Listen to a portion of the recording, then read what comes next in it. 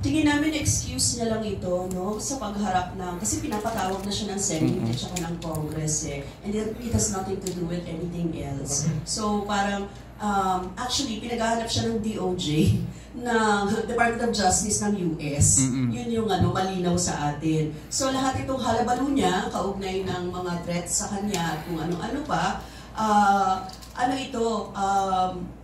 pawang mga mga pananalita lang ng isang nasusukol na. Kaya kailangan po, siguro ang sabihin natin, kailangan humarap siya din sa mga cases na inaakusa sa kanya. Kasi hindi po biro yun eh. Yung mga rape cases at saka yung mga child trafficking na allegations, lalong-lalo na, it's not only him, it's also yung kingdom of Jesus Christ, no?